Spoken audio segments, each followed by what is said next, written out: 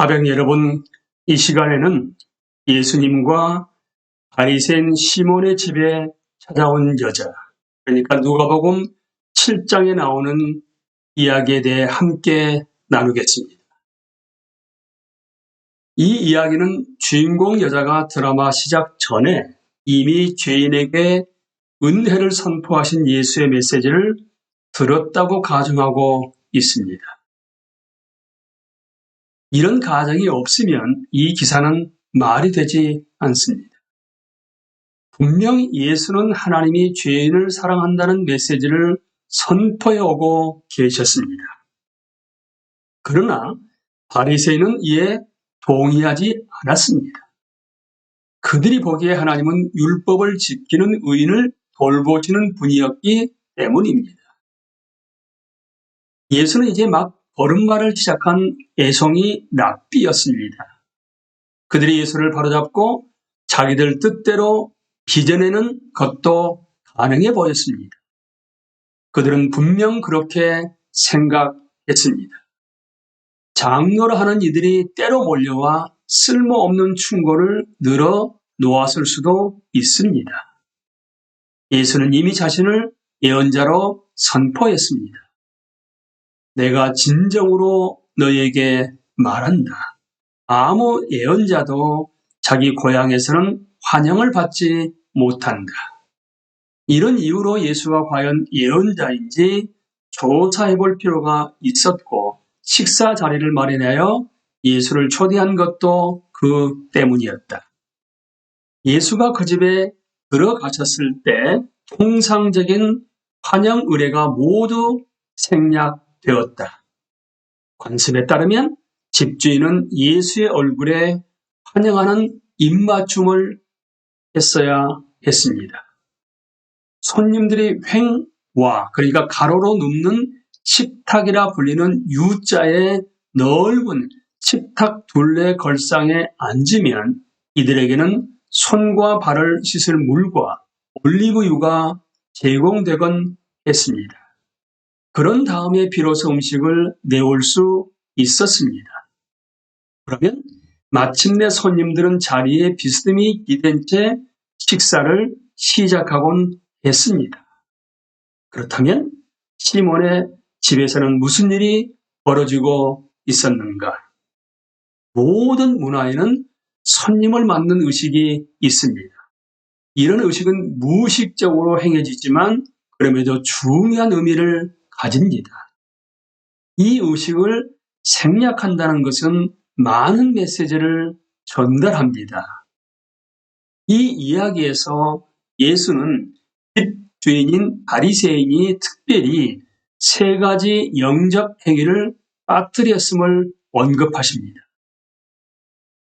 땅에 있는 이들은 자신들이 이런 영접 행위를 하지 않았음을 다 알았을 것입니다.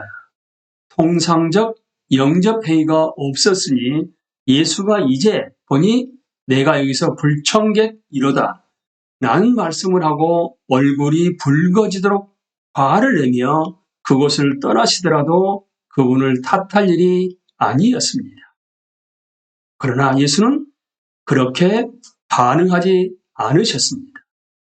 본문은 예수가 들어가 기대고 누우셨다고 말합니다.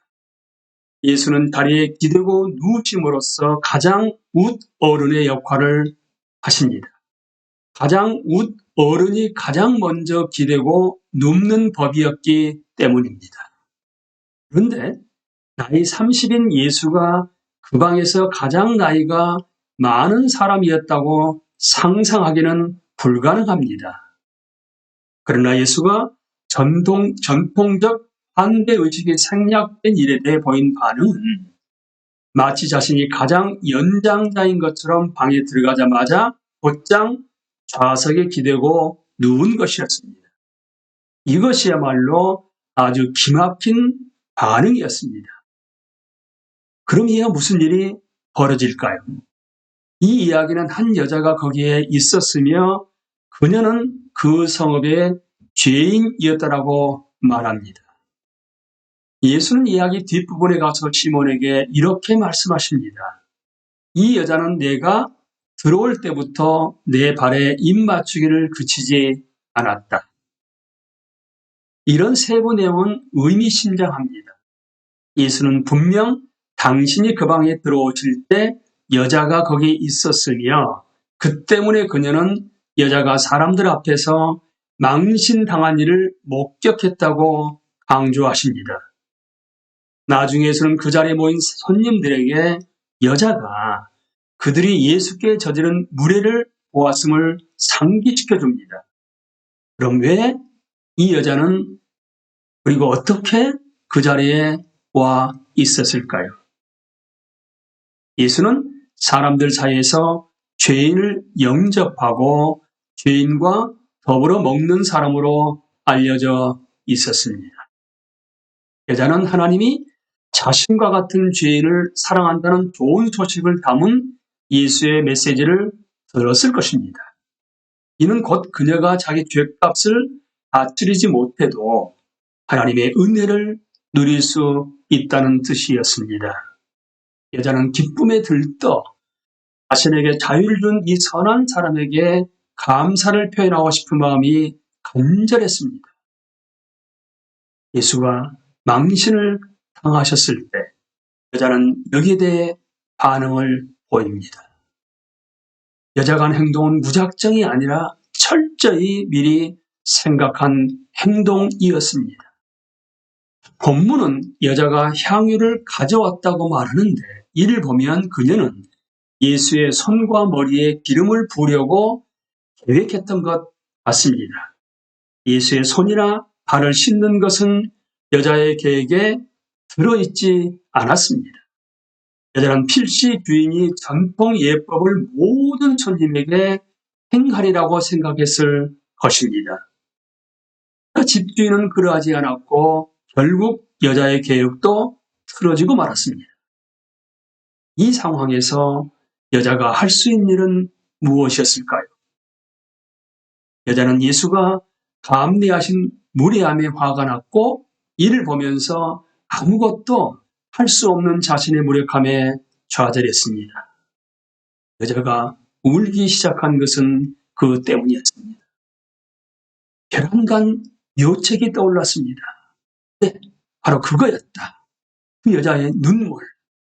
여자는 예수의 발을 자기 눈물로 씻으려 합니다. 예수가 좌석에 기대어 누우신 뒤 여자는 오로지 예수님의 발만 씻을 수 있었습니다. 실제로 여자는 예수의 발을 씻겼습니다. 여자는 왜 먼저 그 방에 들어와 있었을까요? 여자는 죄사함을 받은 자로서 그 방에 들어가 있었습니다. 여자는 예수가 모욕을 당하시는 모습에 낙심하여 이렇게 중얼거렸을 것입니다. 이들은 반대를 베풀려 하지 않는구나. 좋아. 그럼 내가 그들 대신 반대 예법을 행해야겠다. 여자는 발을 씻고 자기 머리카락으로 그 발을 닦았습니다. 예수의 발을 씻은 여자는 그 발에 입 맞추고 향유를 부었습니다.